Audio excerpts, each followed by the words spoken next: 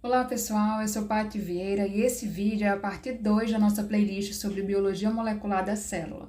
Se você ainda não assistiu a aula 1, dá uma olhadinha lá primeiro e depois volta aqui porque os conteúdos eles se complementam. O link da playlist está na descrição.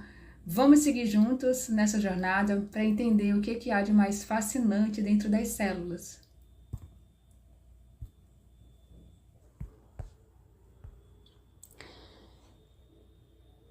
Essa aula é baseada no livro Biologia Molecular da Célula, do Alberts e colaboradores, que é uma das principais referências da área. A estrutura da aula ela segue o conteúdo do capítulo 1, parte 2, respeitando a organização original e as figuras do livro, com uma linguagem mais acessível para facilitar o seu aprendizado. Não se esquece de se inscrever no canal, ativar as notificações para acompanhar os próximos vídeos da playlist e deixar o seu joinha para fortalecer o canal. E se você conhece alguém que vai curtir esse vídeo, esse conteúdo, compartilha.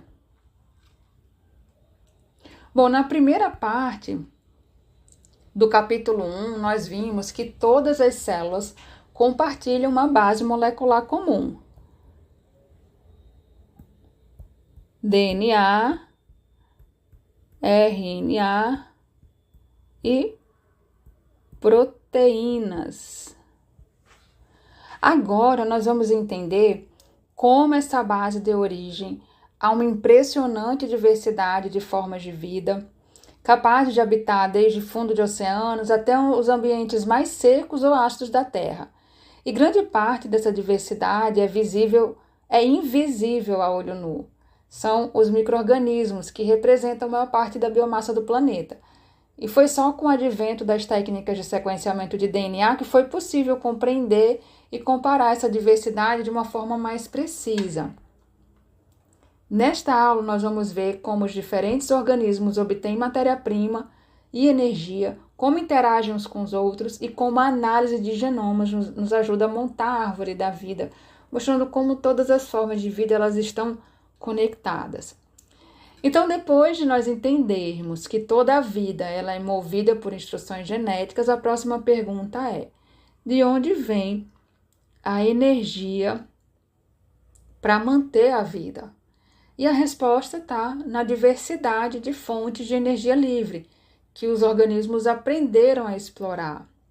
Então, nós temos os organismos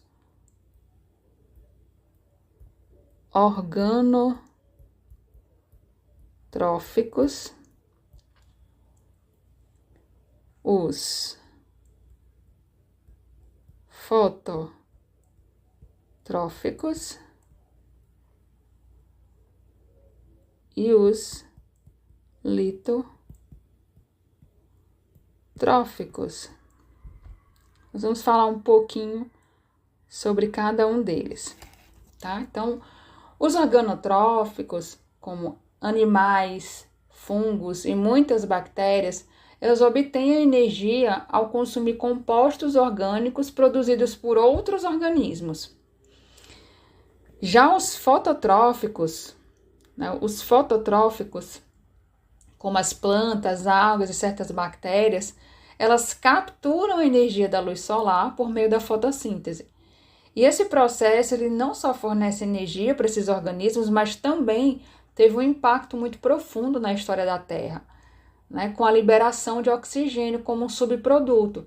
Isso transformou a atmosfera do nosso planeta e abriu caminho para a evolução das formas de vida aeróbicas. Por outro lado, os organismos litotróficos, eles vivem em ambientes extremos e eles obtêm energia de reações químicas, com compostos inorgânicos, como hidrogênio ou sulfeto de hidrogênio. Ou seja, eles habitam ambientes como as profundezas oceânicas e a crosta terrestre, e eles são essenciais para manter a vida onde a luz solar não é capaz de chegar. Então, aqui na figura 11, nós vemos uma fenda hidrotermal no fundo do oceano, onde as bactérias litotróficas vivem, explorando a energia química dos compostos liberados pelas rochas. Então, basicamente, a gente tem aqui o mar o assoalho oceânico, a água do mar, né, escoa e chega até esse basalto que está muito quente, liberando uma solução mineral quente que vai sair por essa fenda hidrotermal numa nuvem escura de água quente muito rica em minerais. E as bactérias anaeróbicas litotróficas vivem aqui, nessa fenda hidrotermal, se alimentando desses minerais.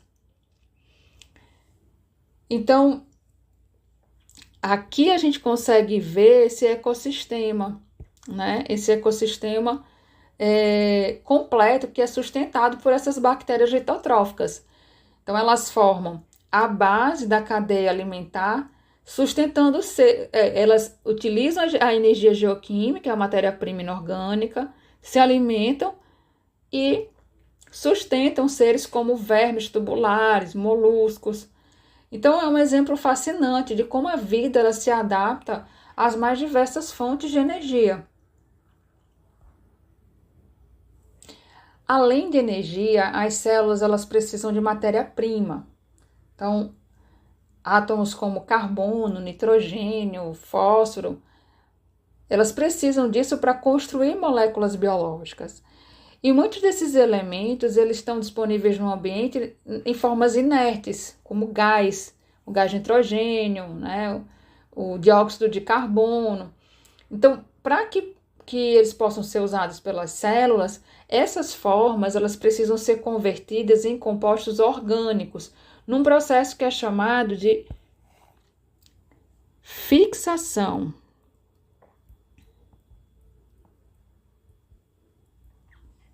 Fixação. Então,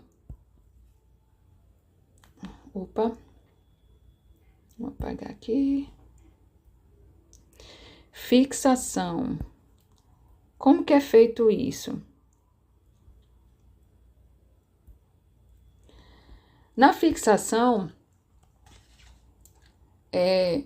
no caso do carbono, ela é realizada por organismos fotossintéticos, como as plantas. Então, para conseguir fixar carbono,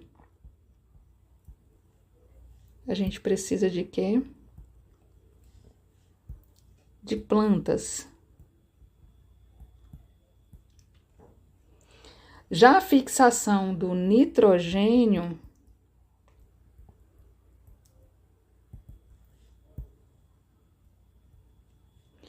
ela precisa de algumas bactérias fixadoras de nitrogênio, certo? Bactérias específicas. Então, por isso existe uma grande interdependência entre os seres vivos, porque as plantas, elas fixam carbono, mas dependem das bactérias para o nitrogênio. E os animais, por sua vez, dependem das plantas para obter ambos. Então, essa cooperação, ela gerou relações simbióticas ao longo da evolução. Como, por exemplo, as plantas leguminosas, que elas têm bactérias fixadoras de nitrogênio nas raízes.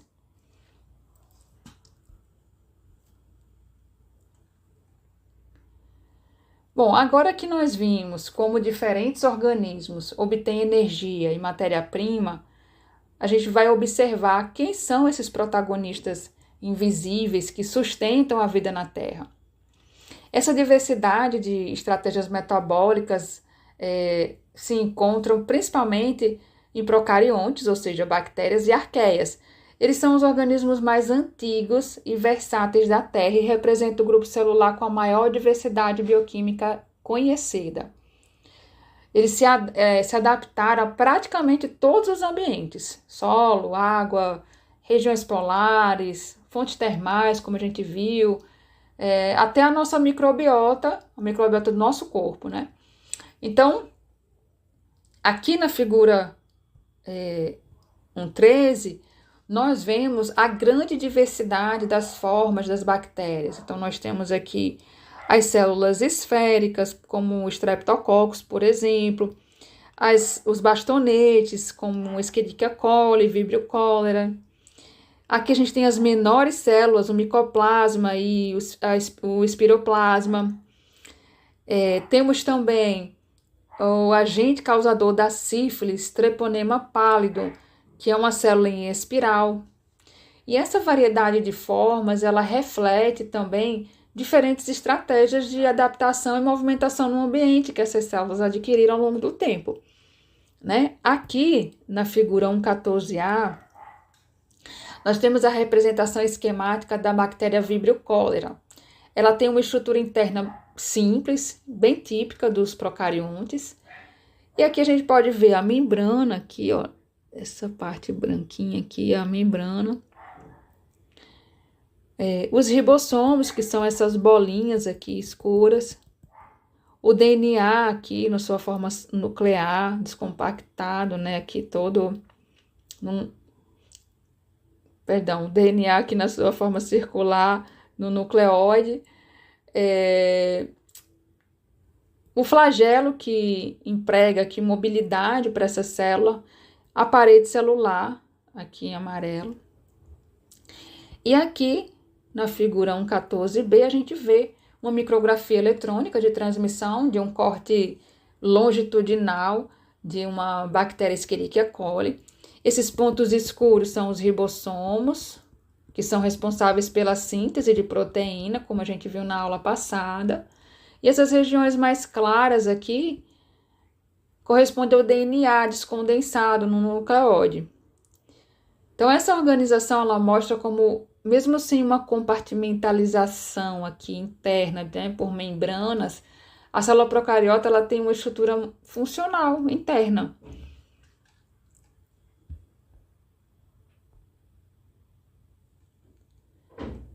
E entre os procariontes, alguns grupos eles desenvolveram estratégias metabólicas muito interessantes que transformaram o planeta, né? Que é o caso das cianobactérias, que elas ocupam um papel central na história da vida, né? Foram elas que desenvolveram a fotossíntese oxigênica, ou seja, elas liberavam oxigênio na atmosfera primitiva e tornou possível a evolução da respiração aeróbica. Então, agora que nós já vimos como procariontes têm uma diversidade bioquímica impressionante, vamos olhar aqui mais de perto desses dois exemplos muito interessantes que ilustram muito bem essa versatilidade. Então, aqui na figura 1.15, nós temos a Anabaena cilíndrica, que é uma cianobactéria fototrófica. E ela forma esses longos filamentos multicelulares e é capaz de realizar fotossíntese, como já falei. Então, o mais interessante é que algumas dessas células se especializaram. Elas se especializam, na verdade. E as células, essas aqui representadas por esse V, elas fazem fotossíntese. São células vegetativas que fazem fotossíntese. Essa daqui, representada pelo H, é um heterocisto, ela fixa nitrogênio, e aqui esse representado pelo S, né, são acinetos, que funcionam como esporos muito resistentes. Ou seja, mesmo sendo procariontes, essas bactérias elas apresentam uma divisão de trabalho entre as células da colônia. Então, para a gente fixar aqui, vamos lá, a gente tem vegetativas,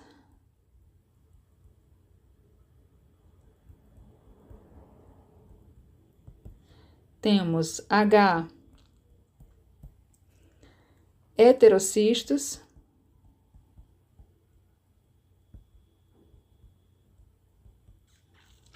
e S,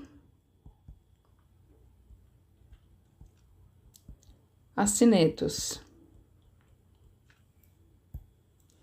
As vegetativas fazem o quê? Fotossíntese. Os heterocistos fixam nitrogênio.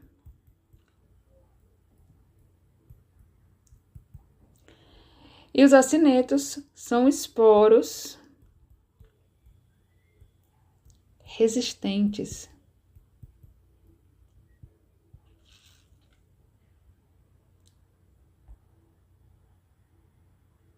Ok? Aqui, a gente tem um outro exemplo muito interessante, que é a Bediatoa. É um exemplo de bactéria litotrófica. Ela vive em ambientes ricos em enxofre, obtém energia da oxidação do sulfeto de hidrogênio.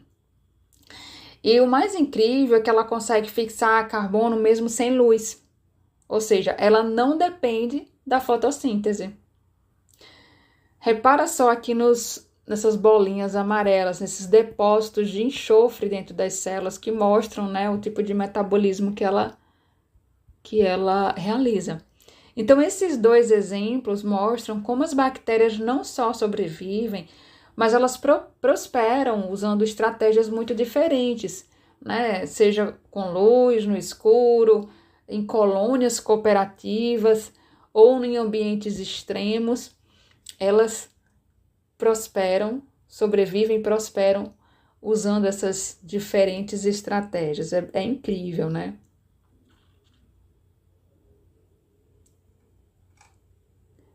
Bom, durante muito tempo, os seres vivos, eles foram classificados a partir da sua aparência externa. Então, era assim que nós agrupávamos os animais, as plantas, os fungos, pela aparência deles. Só que esse método começa a falhar quando nós olhamos para organismos muito diferentes, como os procariontes. Uma bactéria em forma de bastonete pode parecer muito com outra em forma de bastonete, mesmo que elas não sejam parentes próximos, né? E aí foi só com o avanço das análises genômicas que a gente conseguiu uma forma mais precisa de estudar as relações evolutivas. Então, comparando diretamente as sequências de DNA, principalmente do DNA ribossômico, os cientistas eles perceberam algo muito surpreendente. Os procariontes, eles não formam um grupo único. Na verdade, eles se dividem em dois domínios totalmente distintos, que são bactérias e arqueias. Bactérias e arqueias. E os eucariotos, eles surgem depois, como um terceiro ramo da árvore da vida. Então, aqui na figura, nós vemos uma representação dessa árvore genealógica baseada na comparação do RNA ribossômico. Então, cada ramo representa uma linhagem evolutiva e o comprimento dos ramos reflete o número de mudanças nucleotídicas. Então, as regiões em cinza aqui indicam pontos em que ainda há incertezas sobre a ordem exata da divergência entre os grupos. Aqui do lado esquerdo nós temos as bactérias, né? Aqui aparecem exemplos como E. coli, bacilos, cianobactérias, e todas bem diferentes, mas pertencentes ao mesmo domínio, ok? Na parte central a gente tem aqui as arqueias, representadas aqui pela Halofarex, Metanococcus, Sulfolobos, entre outras. Então, esse grupo foi um grupo ancestral.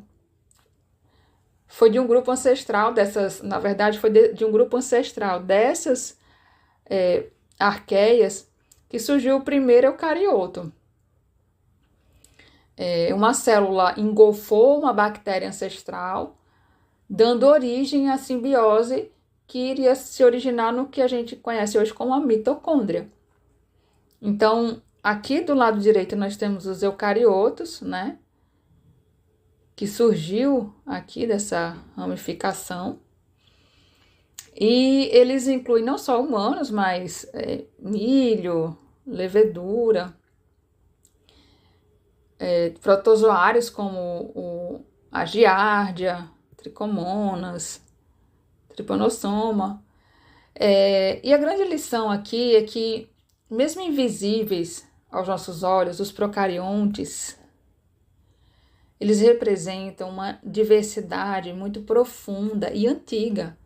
A nossa própria linhagem, a dos eucariotos, tem raízes que mergulham diretamente nesse passado aqui microbiano, né? A gente veio daqui, desse ponto.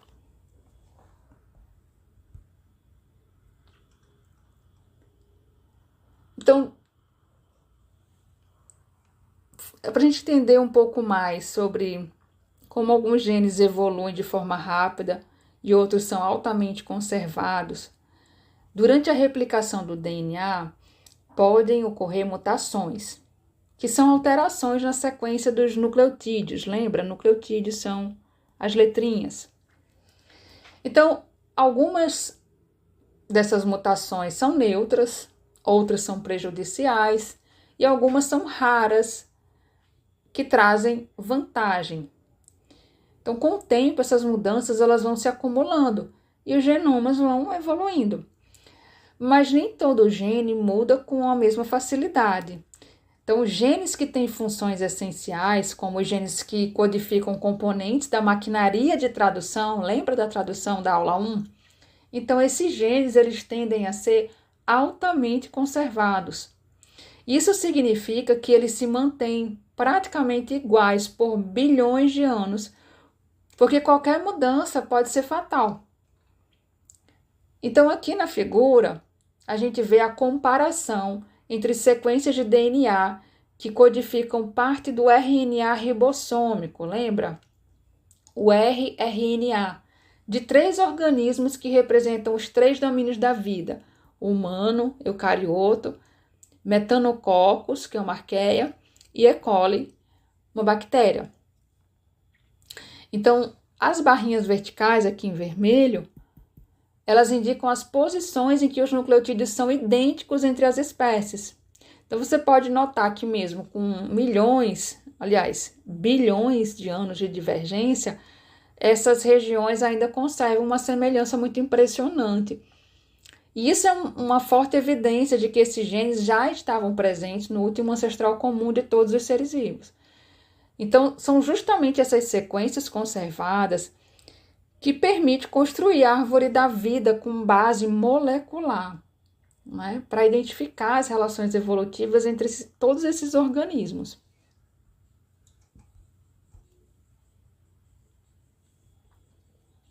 Bom, agora que a gente viu como os genes conservados ajudam a entender a ancestralidade comum entre os seres vivos, vamos olhar com mais detalhe para os genomas procarióticos, ou seja, o genoma das bactérias e das arqueias.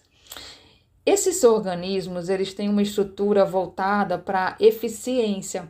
Eles vivem em ambientes muitas vezes instáveis. Então, eles precisam se reproduzir muito rápido para garantir a sua sobrevivência. Isso significa que a seleção natural favoreceu as células pequenas com metabolismo rápido e uma reprodução muito veloz. E como é que isso se reflete no genoma? A maioria das bactérias e arqueias tem genomas muito compactos. Então, os genes eles ficam muito próximos uns dos outros. E tem pouquíssimo DNA regulador ou supérfluo. Isso permite que o DNA seja replicado com muita rapidez, o que é fundamental para os ciclos reprodutivos curtos. Então, vamos falar em número. Esse genoma geralmente tem entre 1 milhão e 10 milhões de pares de bases, codificando entre 1.000 e 6.000 genes. E pode parecer pouco comparado com o genoma humano, por exemplo, mas para um procarionte isso é o suficiente para realizar todas as funções vitais. A gente viu na aula 1 um exemplo que tinha pouquíssimos genes. Então, como esses genomas são pequenos, foi possível sequenciar os de milhares de espécies de bactérias e arqueias com uma relativa facilidade. E isso foi o que nos permitiu fazer comparações muito interessantes. Hoje, nós conseguimos identificar quais genes estão presentes em todos os organismos vivos, ou seja, provavelmente existiam no último ancestral comum universal, e quais são exclusivos de certos grupos, refletindo aí as adaptações evolutivas bem específicas. Então, para a gente entender de verdade essas diferenças, nós precisamos discutir como os novos genes surgem, como os genomas evoluem ao longo do tempo. E é isso que a gente vai ver agora. Então, durante milhões de anos, o material genético dos organismos ele foi se modificando por meio de mutações e reorganizações. Esses eventos, que muitas vezes acontecem ao acaso, eles acabaram gerando novos genes com novas funções. Então, na prática, existem 4 formas principais pelas quais isso pode acontecer, e a gente pode ver aqui representado nessas figuras. Então, na primeira, a gente vê uma mutação intragênica. Então, é um mecanismo mais simples. Às vezes, uma única sequência de DNA sofre pequenas alterações, como a troca, adição ou remoção de um nucleotídeo dentro do próprio gene. Isso é o que nós chamamos de mutação intragênica. E essas mudanças podem afetar a proteína final. Em alguns casos, até dar origem a uma nova função.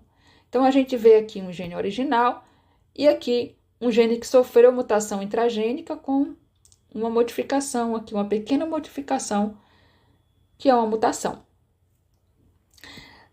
Na 2, a gente vê uma duplicação gênica, que é um outro caminho muito comum. É quando um gene ele é copiado 2 vezes por acidente durante a replicação do DNA. Então, agora a célula tem 2 cópias. Ele é copiado 2 vezes acidentalmente e ele ganha essa nova cópia que é idêntica inicialmente, mas que pode ganhar uma nova função ou até perder a função completamente, né? Então, a gente pode ter uma que continua original e a outra que ganha uma nova função ou perde completamente essa função. Na 3, a gente tem um embaralhamento de segmentos de DNA. Então, aqui o que acontece é uma recombinação entre genes diferentes. Partes de um gene é misturado com partes de outro gene. Como se fossem pedaços de um quebra-cabeça ali montando uma nova combinação. Então, esse embaralhamento ele pode gerar proteínas, por exemplo, com domínios híbridos, que eles combinam funções de diferentes origens. Então, a gente vê aqui um gene A e um gene B, que sofrem um embaralhamento de segmento de DNA e que vai originar 2 genes com a mistura, né, de ambos, tanto de A quanto de B. Na 4ª figura, a gente vê a transferência horizontal de genes, que é um mecanismo que é muito comum entre os procariontes, né? Isso acontece quando um organismo ele adquire material genético diretamente de outro, não por herança, mas por transferência. É o que vemos quando uma bactéria, por exemplo, ela incorpora o gene vindo de uma outra espécie, muitas vezes por plasmídios, também por vírus, a gente vai ver um pouco mais na frente, ou por contato direto. Então, aqui a gente consegue ver um organismo A e um organismo B que sofre transferência horizontal. A gente tem aqui um organismo igual A, mas um organismo B recebeu o material genético do organismo A e tem essa mudança, né? Um novo gene aqui no seu genoma.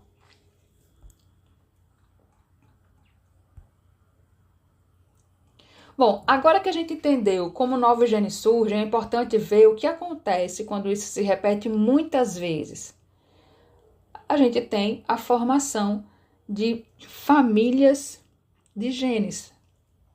E essas famílias são conjuntos de genes com uma semelhança de sequência, geralmente derivado de um mesmo ancestral, de um mesmo gene ancestral, mas pode acabar desempenhando funções diferentes com o tempo, tá? Então, o interessante é que isso não acontece só em organismos complexos. Até as bactérias, com seus genomas pequenininhos, acumulam duplicações e formam famílias gênicas. Então, aqui a gente vê um gráfico de pizza que mostra como os genes do genoma da bactéria Bacillus subtilis estão organizados em famílias. Então, a maior parte do genoma corresponde aí a 2.126 genes que não fazem parte de nenhuma família conhecida, ou seja, não tem genes relacionados com eles. Mas o resto do gráfico mostra genes que pertencem a famílias com diferentes números de membros. Então, a gente tem aqui em amarelo 568 genes agrupados em famílias com 2 genes associados. Aqui em marrom, 273 genes em famílias com 3 genes associados. Aqui em laranja, 764 genes em famílias com 4 a 19 genes. E em vermelho estão os 283 genes que fazem parte das maiores famílias, né? Que tem entre 38 e 77 genes associados. Isso mostra que mesmo em uma bactéria, as duplicações gênicas, elas são uma estratégia comum, né, que permite que os genes se especializem e aumente a diversidade funcional da célula. E essas famílias, elas fornecem uma flexibilidade adaptativa, né, com diferentes versões de uma mesma proteína atuando em diferentes contextos.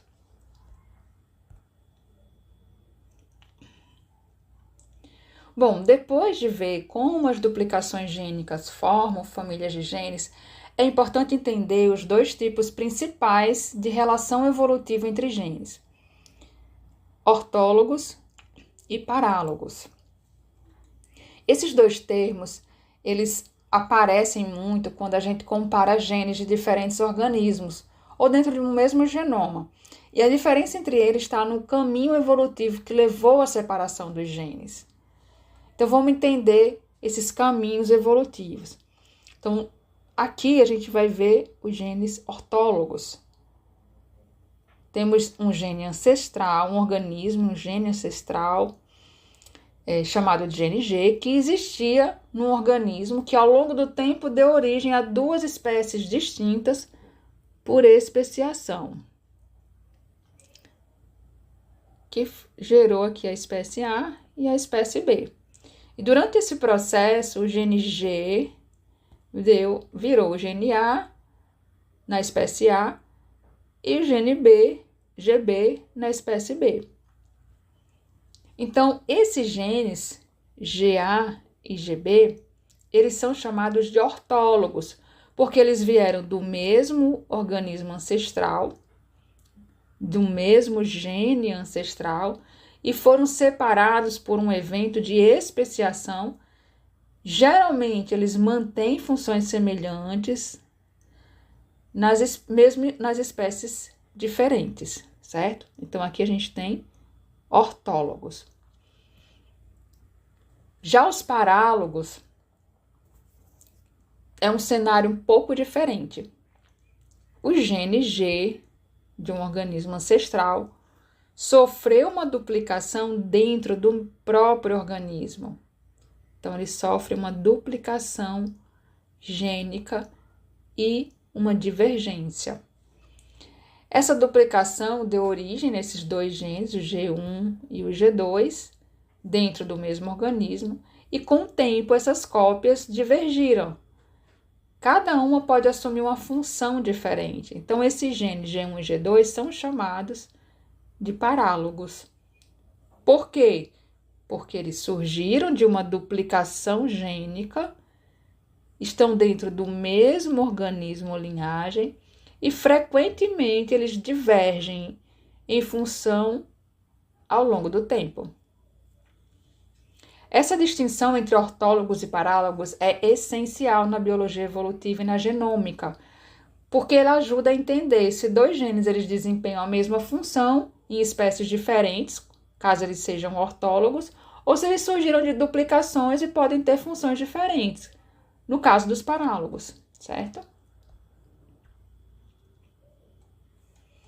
Então, a gente viu que novos genes podem surgir por duplicação, mutação, embaralhamento e no processo de transferência horizontal de genes. Então, os genes eles podem ser transferidos de um organismo para outro, mesmo quando eles não pertencem à mesma espécie, né? Então, esse é o fenômeno que é chamado de transferência horizontal de genes. E ele acontece naturalmente, principalmente entre micro-organismos, mas também pode ser induzido em laboratório, tá? Então, aqui a gente tem uma figura muito interessante, né? Tem algumas figuras muito interessantes que mostra a transferência de DNA por meio de um vírus bacteriano, um bacteriófago, que é um vírus que infecta bactérias. Aqui na imagem A, a gente vê o bacteriófago intacto, com suas estruturas típicas, uma cabeça icosaédrica e uma cauda que funciona como uma espécie de seringa. Aqui na imagem B, na figura B, a gente vê uma bactéria infectada pelo vírus, ó, tá aqui ele. Essas bolinhas aqui são cápsulas com material genético com DNA viral dentro da bactéria infectada, né? Então, são vírus que estão em formação. E aqui, nessas figuras, a gente vê, a gente acompanha esse processo de injeção do DNA viral dentro da célula bacteriana. Então, a gente tem aqui o fago, né, cheio de DNA, aqui, ó, ancorado na superfície da bactéria, né, como se ele estivesse aqui, ó, ancorado na superfície bacteriana. Aqui em D, a gente já vê, ele começa a contrair a cauda e injeta o DNA no interior da célula. E aqui em E, a gente já vê, ó, a cabeça vazia, sem o DNA, ou seja, o DNA ele já foi transferido para dentro da célula bacteriana. Muito interessante esse processo, né? Então, ele mostra como um organismo ele pode adquirir material genético externo. Isso muda completamente a sua composição genética, né? Então, esse tipo de transferência não só acontece na natureza, como também ele é usado em laboratório. Por exemplo, quando cientistas inserem genes humanos em bactérias para produzir a insulina ela é produzida dessa maneira, né? É uma ferramenta fundamental da engenharia genética moderna.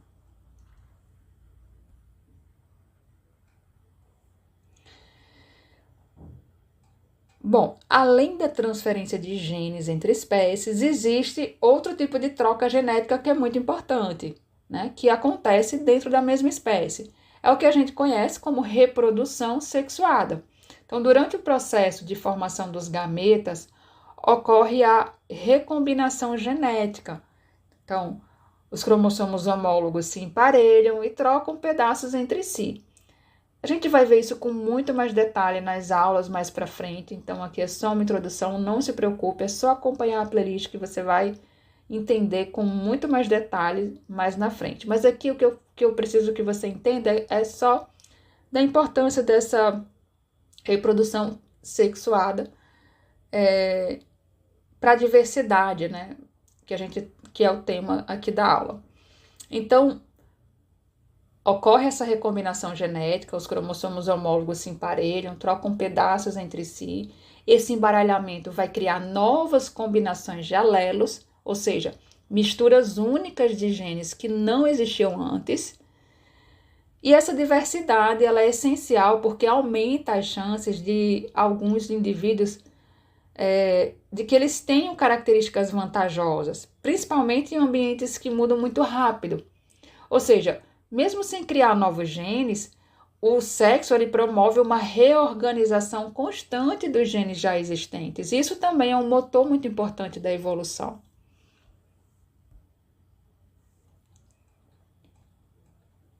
Bom, com o avanço do sequenciamento genético, nós conseguimos identificar milhares de genes em um único genoma. Mas surge uma pergunta: como saber o que cada gene faz? Então, uma das formas mais eficientes de descobrir isso é por comparação de sequências.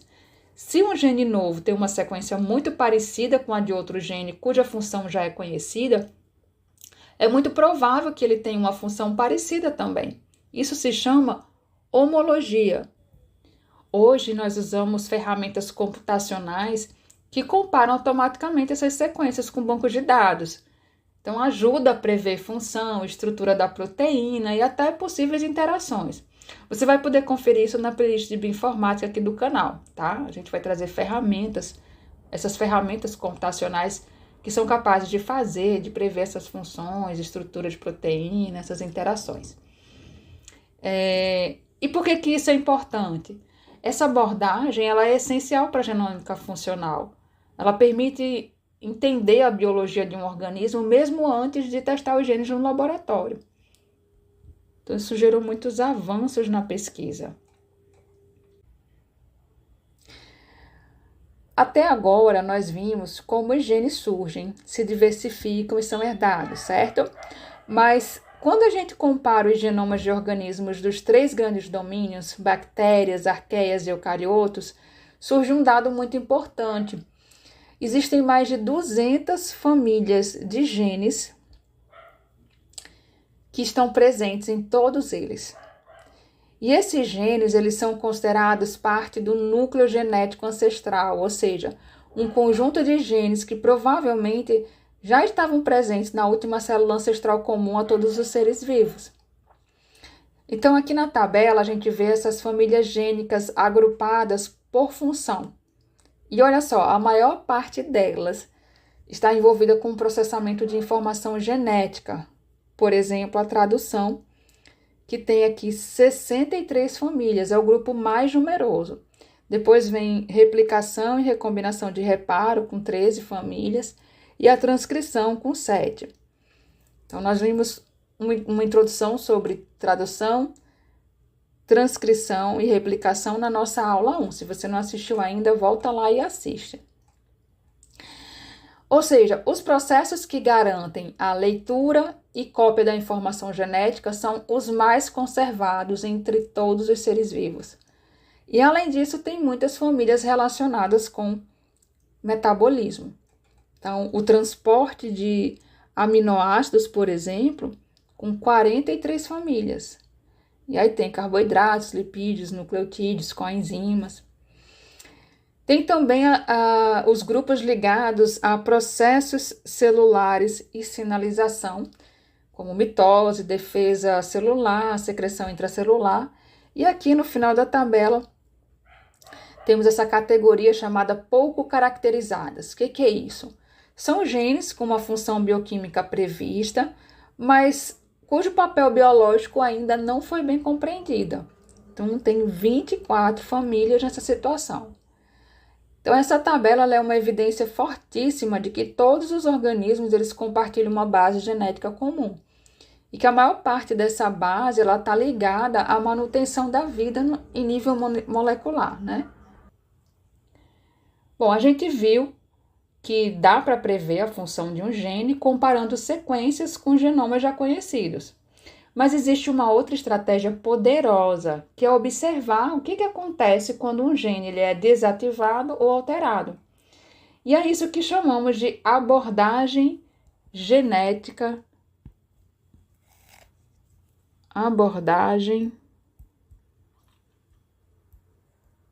Vou botar aqui para vocês. Abordagem genética reversa.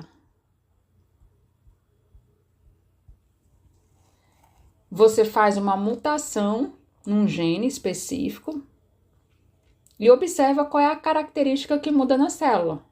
E aí, a partir disso, é possível você inferir qual era a função original do gene. Então, aqui nessa figura, a gente tem um exemplo clássico de como uma mutação pode revelar a função de um gene. Aqui na esquerda, a gente tem uma célula com formato normal, cilíndrico, e à direita, nós temos uma célula mutante que tem um formato anormal com ramificações, né? Então, essas imagens, elas foram feitas com microscopia de contraste de fase, elas mostram como a alteração em um único gene pode afetar completamente a forma da célula, indicando aí que esse gene está envolvido no controle da morfologia celular. E esse tipo de análise é muito usado em genética, em microbiologia, biologia celular. Você gera uma mutação e observa o efeito fenotípico. Não se preocupe se você não conhecer esses termos, a gente vai falar mais sobre isso, tá? Então, é como fazer uma pergunta direta para a célula. E se eu desligar esse gene, o que acontece? A resposta ela vai ajudar a mapear as funções genéticas essenciais e a compreender como que os genes atuam no contexto celular.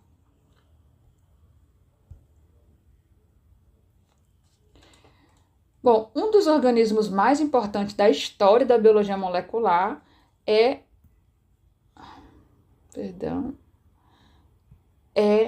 a Escherichia coli, ou simplesmente E. coli.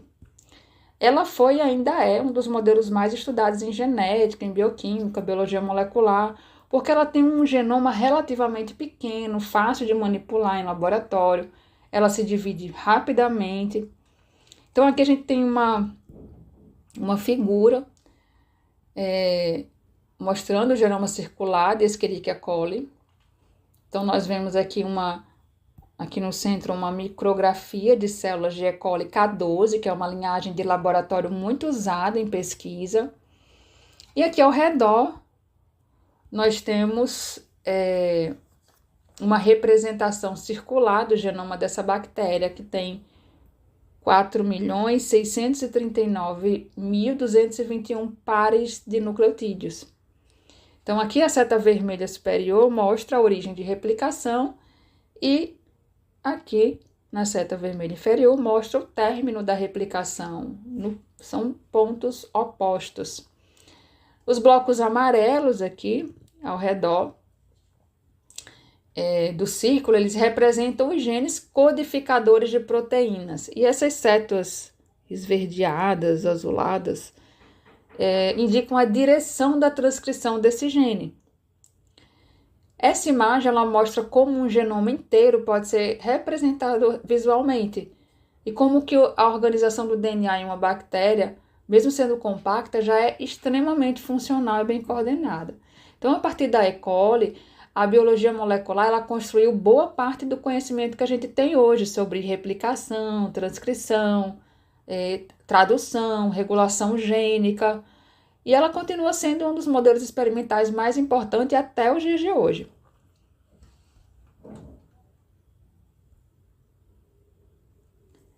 Então, para fechar essa segunda parte da nossa jornada pelo capítulo 1 do livro Biologia Molecular da Célula, vamos só relembrar rapidinho o que a gente viu até aqui.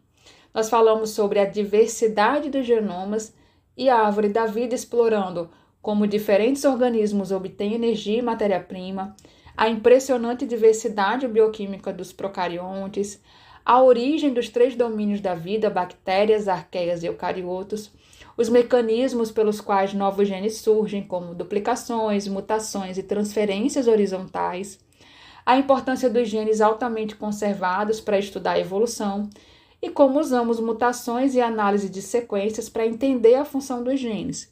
Então, nós vimos também o papel histórico de E. coli como um modelo na biologia molecular. E tudo isso nos ajuda a construir um panorama sobre como a vida evoluiu e como os genomas refletem essa história compartilhada. Na próxima aula, a gente vai começar a terceira e última parte do capítulo 1, que tem o título A Informação Genética em Eucariotos. Nós vamos entrar no mundo dos genomas mais complexos, com foco aí na organização do DNA em células eucarióticas como o nosso. Então, se você chegou até aqui, muito obrigada por acompanhar. Não esquece de curtir esse vídeo, de se inscrever no canal, ativar o sininho para receber os próximos e compartilhar com colegas que também estão estudando aí biologia celular. Então, nos vemos na próxima aula e até lá!